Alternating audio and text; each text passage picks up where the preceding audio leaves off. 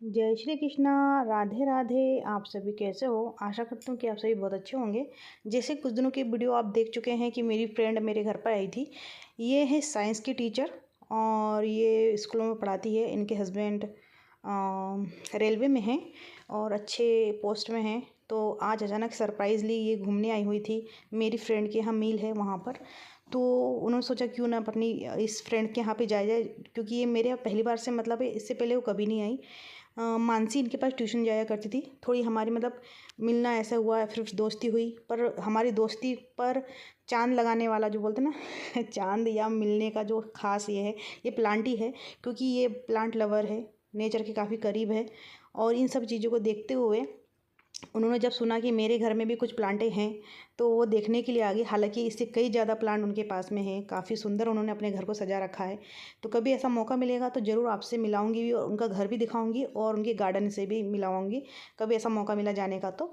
तो ये सुबह-सुबह आई हुई थी, एकदम सुबह का टाइम था, यानी कि अब जब जा रही है तब 8 बज रहे हैं मॉर्निंग टाइम। तो ये मॉर्निंग टाइम घूमने निकले हुए थे, तो अब स्कूटी से आए हुए थे। तो अब ये जा रहे हैं और मुझे बहुत अच्छा लगा यहाँ आने पर। उन्होंने काफ़ी सारे एडवाइस भी दिए मुझे। और जैसे आपने रेमेडी भी सुना होगा उनका कि किस तरीके से वो अपने लाइफ में अपने आप को फॉलो कर रही है।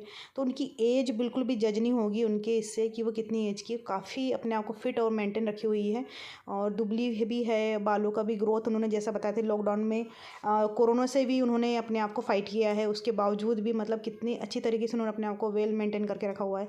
तो बहुत ही बढ़िया उनका ये रहा और उनका आना मेरे लिए बहुत अच्छा ही लगा। बोलते ना हम बुलाते हैं तो कोई आता है। जैसे बोलते तो हैं कि बिना बुलाए हम भगवान के घर नहीं जाते, तो आपके घर क्यों आए।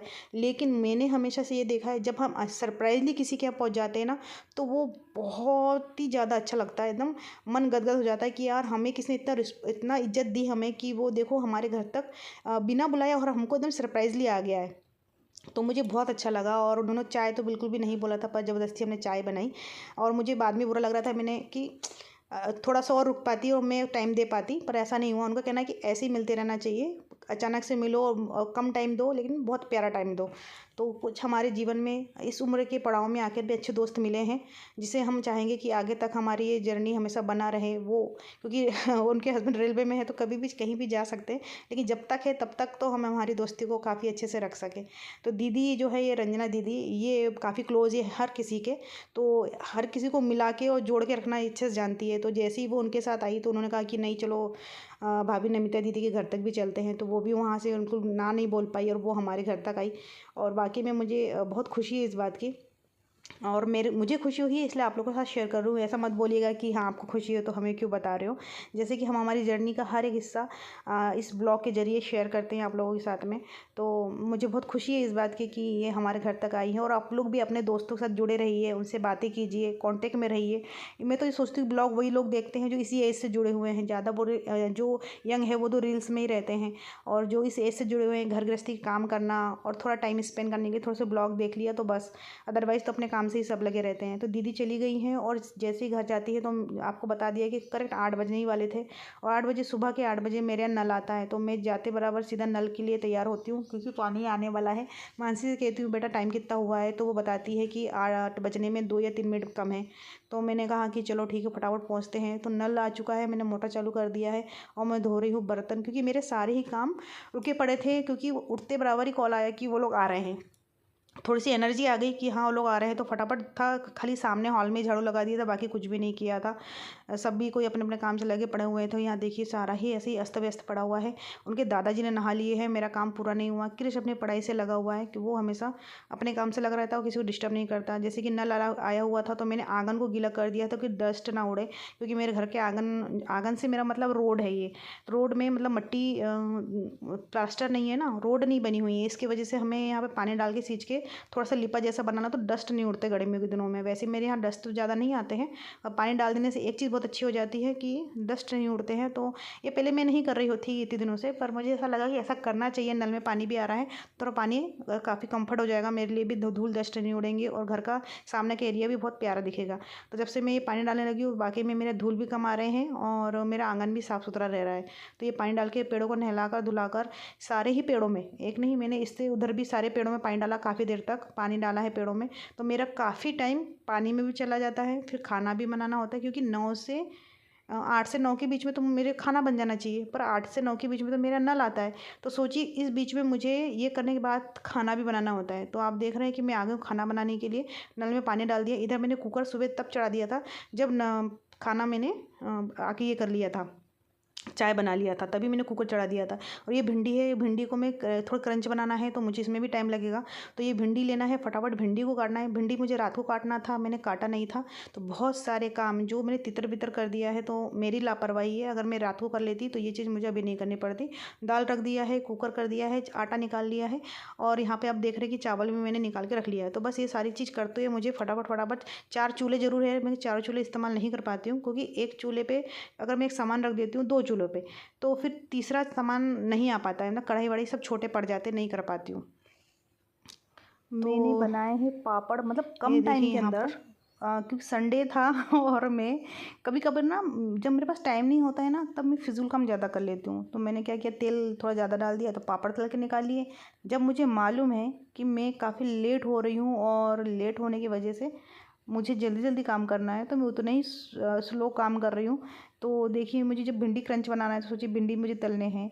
तो यहाँ मैंने भिंडी भी डाल दिया है तलने के लिए। आप देख रहे काटते जा रही हूँ, आधा काट के ही डाल दिया है और आधा कटते जा रहा है। इधर मेरा चावल बन चुका है, एक तरफ कुकर लगा दिया है, तो चावल भी मेरा बन चुका है, मेरी भिंडी पक रही है। आटा मल लिया है, पर टाइम घड़ी पे देख रही थी तो 9:30 बज चुके थे। आधा घंटा, मतलब मैं तो लेट वैसे ही हो चुकी थी, 9:30 बजे तक खाना खाना हो जाना चाहिए था। तो मैं वैसे ही लेट थी और मैंने ज़्यादा नौटंकी वाले खाना बना लिए तो और लेट हो गई। मतलब मेरे दिमाग में ना सिर्फ बातें चल रही होती है कि मेरे ससुर जी ने सुबह खाना खाया है और अभी वो नहा के आ चुके हैं, तो कितनी ज़ोरों से भूख लगी होंगी, क्योंकि मैं खुद भूख बर्दाश्त नहीं कर पाती हूँ और मैं ज़बरदस्ती की तामझाम कर रही हूँ। तो मुझे खुद को बहुत गुस्सा आता है। फिर मैंने ऊपर से केले और केले का भी मतलब चीनी डाल के शेक बनाते हैं, जो उनके इसमें कुछ बोलते हैं, मुझे वो नाम नहीं मालूम है, कुछ बोलते हैं ये लोग कि कलेवा बोलते हैं, शायद कलेवा बना के देना, ऐसा बोलते हैं गाँवटी भाषा में। जब दूध और केला को मिक्स करके बनाते हैं ना, तो ये रोटी से खाते हैं। तो मेरे दिमाग में वो चीज़ भी आ गई थी कि चलो मैं इससे लेट हो गई हूँ, ससुर जी को ये ना फील हो कि मैं तो लेट खाना बना के दे रही हूँ उनको, मैं मतलब गलत कर रही हूँ। मुझे खुद को फील हो रहा था ऐसा, तो मैंने फिर ना कलेवा भी बनाया।